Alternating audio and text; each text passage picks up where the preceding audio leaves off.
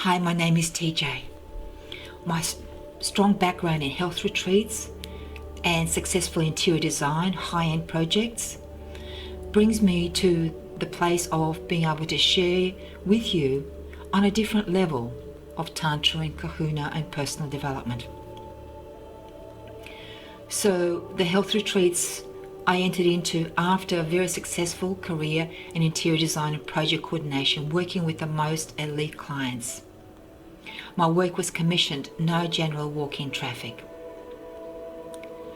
And I was never satisfied with the ordinary, so I began to research the world I was born into, because my home, like many homes, was not a good place to be.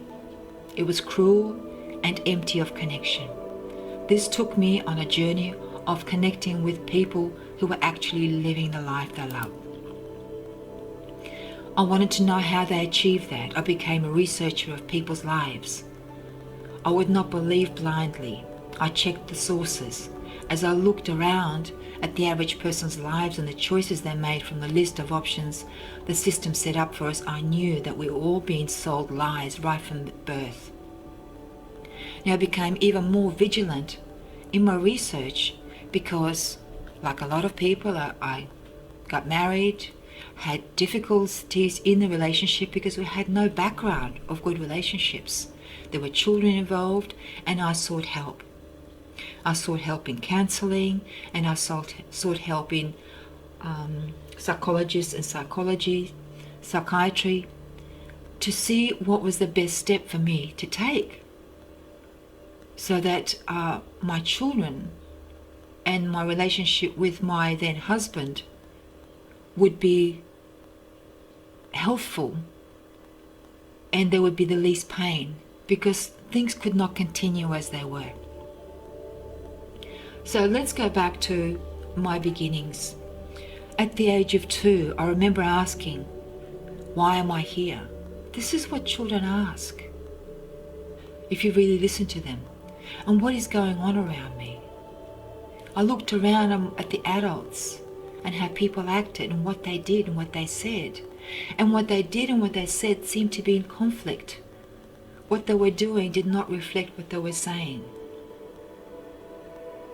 Now, how I know this is, at one point I was telling my mother about a memory of an event, and she said, "You can't know that. You were just 2 at the time." And that really confirmed my mind, because we all need confirmation. Since that time, I searched for people who also wanted more from their life. On my path, I came across remarkable business people, healers, parents, families, sporting people, leaders, and spiritual teachers. Now, there's very few, because a lot of people claim to be leaders and teachers and healers, and they're not. I took most of the paths, not content to just study. I walked with them. I shared meals with them. And I worked with some of the most amazing aware entrepreneurs on this planet. And 2 of them, namely Robert Kiyosaki and Tony Robbins, or Anthony Robbins, whichever way you prefer. Tony Robbins actually flew me to his island to be part of his team in Fiji, on Savu Savu, his resort in Namali. And I was privileged to spend time with him. We even went snorkeling, went to church, and he did business on the island, and we did a lot of things on the island, including breakfast, lunch and dinner together. Can you imagine what would go on at the breakfast, lunch and dinner table with Anthony Robbins? Now, I can bring you to that place. So on my way, as I was questioning, I also paid attention to who I am. So I rediscovered my true gift, my ability to connect with the source energy through body work while working at premier health retreats. This approach flowed into my personal development work. I began my journey of questioning life between the ages of 2 and 4. I recall that very clearly, as if it was yesterday. For example, at a funeral of my family friend, my spirit let out of this overwhelming cry. Is that all there is? Because I saw this woman in an open casket, beautifully made up but dead, ready to be buried into the earth.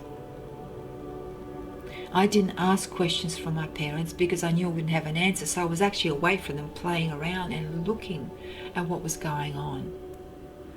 And my spirit's going, is that all there is? We're born to just do as we're told? Where is my life? Where do I get to look and feel and ask? Just to die without having really lived, to be buried deep into the earth. I want more. This is my life. I cannot believe there's no more than following instructions from humans who have no will of their own. Remember, I am just between 2 and 4. I can't pinpoint that exactly, I'm sorry. So just going along with someone else's idea of how we should live and feel. That to me is slavery. That's incarceration of the worst kind. There are no bars, yet we are not free. Everyone is suffering. Most are not happy, yet they just go along with what someone else has written. Why do they feel they have the right to enforce what they believe onto others? And we walk around scripted. We actually have to repeat what other people have said. Otherwise we're marginalized. Now that's bizarre. You're meant to be the best you can be. That's what the top people, less than 1% of the world, is doing. So more importantly, why did people just go along with it at all, as if they had no will of their own at all? Why were we born? Remember, I'm just around 2 to 3.5, 4 years old. My spirit is eternal. My spirit spoke. It was outraged. I want you to be outraged. It is your life. Now people see the entire world purely from their personal life experiences, as if nothing else exists. But it's not really their personal life, it's someone else's life that's been forced into your life. This is obvious for most people that I come across, regardless of how much they travel or how many people they meet. They don't see what's behind things. Almost as if there's a bubble around us that we see through rather than allow ourselves to embrace as other truths that are absolutely real and available for everybody. Especially these days with the internet and mobile phones and all the access we have to any information and any knowledge. You are the master, and the master always expands into new dimensions. You want to know your coach because you want to know that she has lived enough, that she asked the right questions, that up until now perhaps you have not asked of anyone, including yourself. If you have, then often that question is not followed through to a definable answer that is never satisfied. Because you don't want to be satisfied. There's always more. Like a plant continues to grow every day. It doesn't say, yes, I'm stopped there. Any answer needs to be experienced and followed through to satisfy the soul. It cannot remain a theory. You are the master, and master always expands into new dimensions. Everybody is a master, no matter where you are in life. A master is never bored. A master is forever evolving. Have you ever asked yourself why life is the way it is? I continue to seek and ask questions. My parents were not the kind one could ask. They were abusers, totally unavailable to themselves or each other, let alone to me and my sisters. They both had very difficult childhoods and believed that was normal behavior in all families. My mother still believes that and continues to act in that way and treat me that way. So I've severed all connections. You don't have to stick with anybody. When there is more at stake, it is only then do we question our existence. Next big question came for me during religious instructions. Then there were many others. And this is a good time to give you more of my background. I was born in China. My parents are Russian. We lived in a town that was heavily populated by Russians near Mongolian border. Snow and ice in winter, warm in summer. We had our own churches, schools, restaurants, and large community. Chinese had their own schools, Our immediate neighbours were Chinese, so I grew up speaking both languages. And at one point, I actually watched an elderly woman rub her feet. They were tiny. Because in China, they bound the little girl's feet. They actually broke the girl's toes and forced them in tiny little shoes of a 2 or 4-year-old to remain that way for the rest of their lives. That they considered sexy. Now that's bizarre, isn't it? The entire country took that on and did it to their own little girls, which promised them a better life and a better marriage. And we still have that attitude with everything. We don't check, we just break things to conforms. Okay.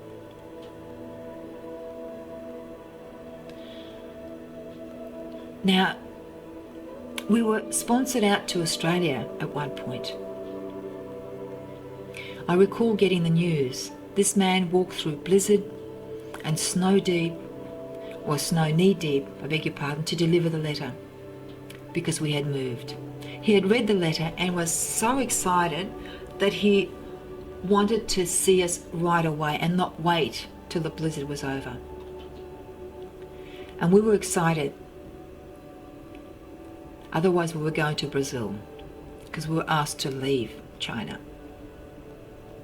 When he arrived with the news, we grabbed his hands and danced around in a circle, round and round and round, just laughing and giggling and so excited to be leaving. If it was not for him, we would not be here. Right now I feel deep gratitude for the man and I wonder where he ended up. Now in Australia, I attended Russian school on Saturdays. Religious instruction was involved.